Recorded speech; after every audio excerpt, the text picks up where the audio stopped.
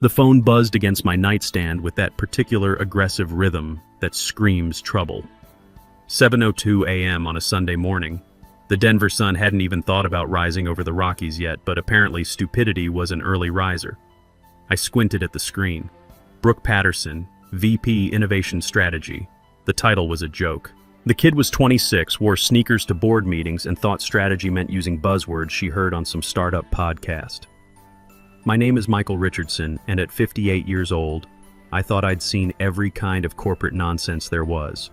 I was wrong. I cleared my throat and swiped the screen. Michael here. Hey Michael, look, this isn't working out. No preamble, no good morning, just the nasal voice of nepotism calling from what sounded like the inside of a coffee shop. Or maybe her Tesla. I'm sorry? I sat up, pulling the covers tighter. The air in my Denver condo was freezing. The heating unit had been making noise for weeks, much like Sterling Capital's Q3 earnings report. You're not adapting to our new culture, Michael, Brooke said. I could hear her chewing something. Probably some organic granola bar. My grandfather and I talked it over last night. We need agility. Your legacy infrastructure, we're pivoting to a digital-first client approach. So effective immediately, we're letting you go. HR will email the Cobra stuff. I didn't blink. I didn't curse. My heart rate didn't even spike. It's the thing about working in high-stakes business development for 28 years. You develop a reptilian calm when facing chaos. But not adapting to new culture? That wasn't criticism. That was confession of her incompetence. I was the one who remembered that Charles Morrison still preferred phone calls over Slack messages. I was the one who talked the Morrison Holdings Group off the ledge when our tech platform crashed last winter. I wasn't legacy infrastructure. I was the foundation. Noted, I said. My voice was flat, void of the panic she was probably hoping for. I think she wanted a fight. She wanted me to beg so she could feel like a tech disruptor instead of a girl playing with her grandfather's checkbook. Okay, well, good luck, she stammered, clearly thrown by my lack of hysterics. The line went dead. I stared at the phone. My career at Sterling Capital Partners, 15 years at Sterling, 28 years total in this industry, ended by a kid who probably thought EBITDA was a new cryptocurrency. Now let me tell you how I methodically dismantled her little empire using nothing but relationship capital I'd built over 3 decades in this business. I didn't go back to sleep. I didn't feel sorry for myself. I swung my legs out of bed and walked straight to my home office. The glow of my computer screens was the only light in the room. My access hadn't been cut yet. Classic amateur move. Brooke had fired me at 7:03 a.m. on a Sunday. It didn't work weekends at Sterling. The automated revocation script wouldn't run until Monday morning at 9 a.m.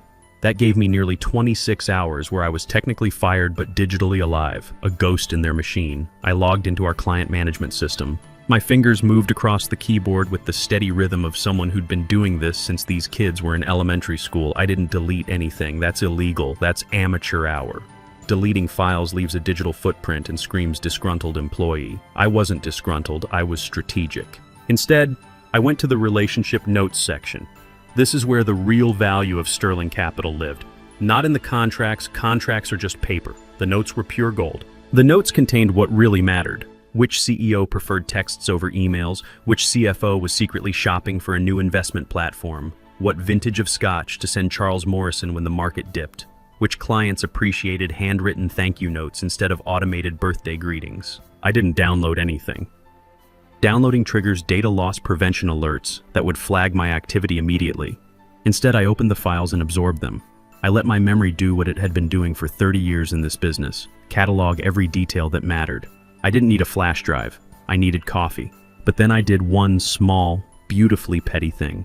I went into the calendar system for the upcoming quarterly review meeting, the one Brooke was supposed to lead next Tuesday to prove her worth to the board.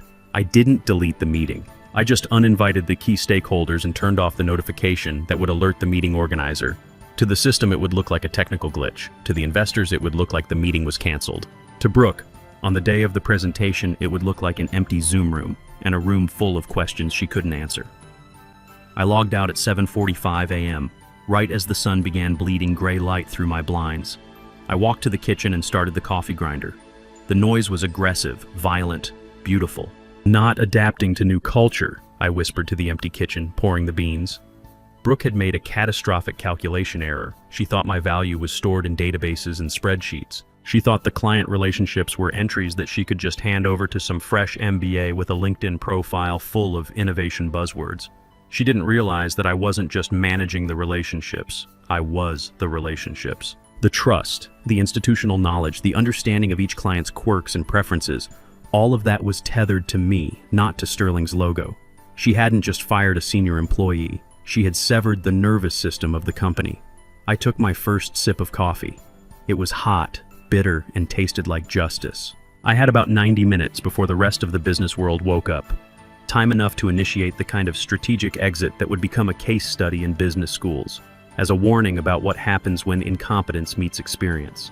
This was going to be educational for everyone involved. By 8:30 a.m., I was standing in my backyard watching my yellow lab, Ranger, methodically investigate every corner of the fence line. The Colorado morning air was crisp and clean, carrying the scent of pine from the nearby mountains. Somewhere in the distance, I could hear the hum of delivery trucks starting their Sunday routes through my neighborhood. For the first time in 18 years, I wasn't mentally rehearsing my agenda for another Monday morning at Sterling. I was untethered, and it felt surprisingly liberating. I held the dog leash in one hand and my phone in the other, my thumb hovering over a contact I hadn't dialed in almost 2 years. Stephen Walsh, Regional Director at Summit Investment Group, our biggest competitor, a $500 million operation that Sterling had been trying to undercut for the better part of a decade. Stephen had tried to poach me 4 times over the years. Each time I'd politely declined, citing loyalty to Sterling's mission and my respect for Howard Patterson's leadership. The last conversation we'd had, I told him I believed in what we were building at Sterling. Loyalty. Funny how that word left such a bitter taste now. In corporate America, loyalty is just another word for sucker who didn't read the fine print. I watched the seconds tick by on my phone screen. 8:42 a.m. There's specific etiquette to calling a competitor on a Sunday morning. You don't do it during regular business hours. That screams desperation. You don't do it late in the evening. That's intrusive and unprofessional. You do it in what I call the power window, that narrow slice of time between the morning coffee and the first scheduled obligation of the day. I hit dial. It rang exactly once. Michael. Stephen's voice was crisp, alert. No confusion, no surprised hello. He knew exactly who was calling and why someone of my caliber would be reaching out on a Sunday morning. That's the difference between a seasoned professional and a pretender. "Morning, Stephen," I said, watching Ranger finally decide that a particular fence post deserved deeper investigation. "Hope I'm not interrupting your meditation or your CrossFit routine. Just finishing my coffee and reading the Wall Street Journal. To what do I owe this unexpected pleasure?" "Well," I said, adopting the casual tone I'd perfected over decades of high-stakes negotiations, "I find myself with some unexpected availability. As of about 90 minutes ago, I'm officially a free agent." There was a pause on the line. Not an awkward silence, but the weighted quiet of a seasoned negotiator processing information and calculating opportunities. I could practically hear the gears turning in his head. "They fired you?" Stephen asked, his voice dropping half an octave. "Brooke Patterson did," I said, letting her name hang in the air like a bad smell. "Apparently, I'm not adapting to their new digital-first culture. She wants agility. I'm too much legacy infrastructure for her vision." Stephen let out a short, sharp laugh that sounded like a bark. "Digital-first culture? That's rich. That's what people say right before they drive the entire operation off a cliff because they fired the only person who actually understands how the business works. I'm not calling to vent about corporate politics, Stephen. Of course you're not. You're calling because you know that Sterling's entire Q1 strategy depends on maintaining 3 anchor relationships. Relationships that, if my intelligence is correct, exist primarily because of your personal rapport with those clients. God, it was refreshing to have a conversation with someone who understood how this industry actually functioned. "I'm not confirming or denying anything specific," I said, keeping my language carefully neutral for legal reasons. "I'm simply informing you that I'm currently exploring new opportunities. And my non-compete situation," I paused for calculated effect. "Well, let's just say Sterling's HR department has been somewhat disorganized since they restructured 3 years ago. Documentation from my last promotion seems to have been misplaced during their office relocation. So you're completely free to operate, wide open for business. What are you thinking in terms of compensation and title?" Stephen asked without a moment's hesitation. No, let me check with my board or I'll need to run this by the partners. Just direct, decisive action. 15% bump over my current base senior VP designation, and I want complete autonomy over the Morrison Holdings relationship if they choose to transition their portfolio. Done, Stephen said immediately.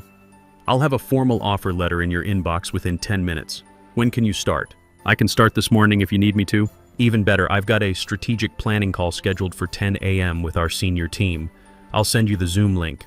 Don't say anything initially. Just listen and observe. I want to see the expressions on my team's faces when they realize what just walked through our digital door.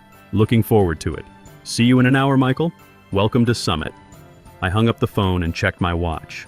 8:47 a.m. I had been officially unemployed for exactly 1 hour and 45 minutes. In that brief window, I had secured a promotion, a significant raise, and what would soon become a front-row seat to watch my former employer's carefully constructed world begin to unravel.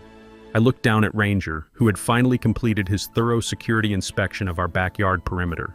"Good boy," I said, scratching behind his ears. "Let's go inside. Daddy needs to put on his game face."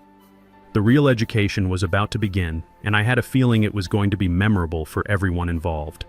Back in my condo, I felt the adrenaline starting to crystallize into something harder and more focused. I showered methodically, scrubbing away the residual irritation of Brooke's voice and her grandmother's betrayal. Then I put on what I call my armor, a navy blue suit that had seen me through dozens of successful negotiations, a crisp white shirt, and the silver cufflinks my daughter Sarah gave me last Christmas. I checked my personal email. True to his word, Stephen's offer letter was already there, time-stamped 8:54 a.m. No corporate bureaucracy, no committee reviews, just decisive leadership recognizing value when it walked through the door. I signed it digitally without hesitation. At exactly 9:15 a.m., my Sterling Company phone buzzed with an automated message. Remote wipe initiated. Device will reset in 60 seconds. I watched 18 years of corporate communications disappear as the screen went black, then displayed the familiar Apple logo. They probably thought this digital lobotomy would somehow wound me, that erasing my company phone would erase the threat I represented. They fundamentally misunderstood what they were dealing with. I picked up my personal phone, the same device I'd just used to sign a contract with their biggest competitor, and opened LinkedIn. It was time to light the fuse. I didn't write some scathing expose or bitter tell-all post. That's amateur hour, divorced dad on Facebook energy. Corporate warfare is subtle. It's passive-aggressive precision weaponized into a perfectly professional status update. I crafted my message carefully. After 18 incredible years building relationships and driving growth at Sterling Capital Partners, I'm closing this chapter of my career. While I'll miss the exceptional teams I've had the privilege of working with, sometimes you outgrow an environment that can no longer support your vision for excellence. Excited to announce that I've accepted a senior VP position at Summit Investment Group, effective immediately. To my valued clients and industry colleagues, you know where to find me. Looking forward to building something extraordinary together. I hit publish and sat back to watch the dominoes fall. The response was immediate and more intense than I'd anticipated. Within 20 minutes, my post had generated more engagement than Sterling's last 3 product announcements combined. The business world in Denver is essentially a small town where everyone knows everyone else's business and everyone loves watching a train wreck, especially when the engineer is a 26-year-old with a trust fund and an MBA. The comments were a fascinating mix of generic congratulations and carefully coded messages from industry insiders who could smell blood in the water. "Huge loss for Sterling," wrote Patricia Mills, the CFO of a logistics company whose account I'd managed for 6 years. That wasn't just a polite farewell. It was a public shot across Sterling's bow. "Can't wait to see what you build at Summit," commented Brian Foster, a vendor who'd told me privately that Brooke had once suggested he accept payment through Venmo for a $50,000 consulting contract. But the real action was happening in my direct messages. My inbox was flooding with private communications from clients, competitors, and industry contacts. 2 major investors with portfolios north of $30 million reached out within the first hour. "Michael, we need to talk immediately. Is this connected to the Q3 restructuring rumors? Call me today." I deliberately didn't respond to any of these messages right away. In negotiation, silence creates leverage. Reply too quickly and you appear desperate. Wait too long and you seem disorganized. I wanted to project the image of someone who was already busy solving other people's problems. At 9:50 a.m., my personal phone rang with a text from inside Sterling's offices. It was Lisa Cooper, a sharp junior analyst I'd been mentoring for the past 2 years. She was talented, hardworking, and unfortunately positioned about 20 feet from Brooke's corner office. "Michael, please tell me this LinkedIn post is some kind of joke." A minute later, Brooke just stormed out of her office looking like someone told her Santa Claus wasn't real. She's demanding that IT provide her with your laptop password and access logs. She's telling everyone you must have stolen client data before your termination. I sipped my coffee and typed back, "I didn't steal anything, Lisa. The client information is all still in Sterling's systems. The relationships, however, left with me. There's a difference." She's screaming at our CTO right now, something about clients canceling scheduled meetings and calls disappearing from calendars. "Michael, what exactly did you do?" I just stopped holding the ceiling up. The building was always structurally unsound. My laptop chimed with a Zoom meeting notification. Stephen's strategic planning call was about to begin, and I had a front row seat to watch Sterling's competition learn that they'd just acquired their most valuable asset. I clicked the join button and waited for my video feed to connect.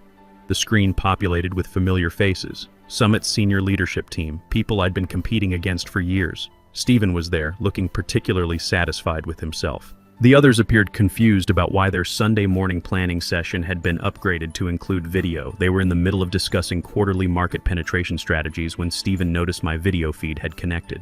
"Good morning, everyone," I said, adjusting my camera and leaning back in my chair. "Sorry I'm a few minutes late."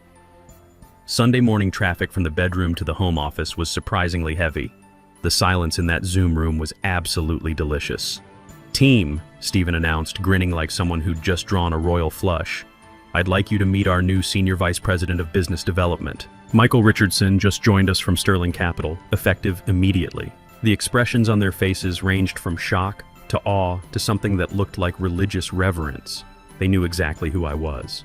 For years, I'd been the person they couldn't get around, the relationship manager they couldn't bypass, the institutional knowledge they couldn't crack. Now I was sitting at their table.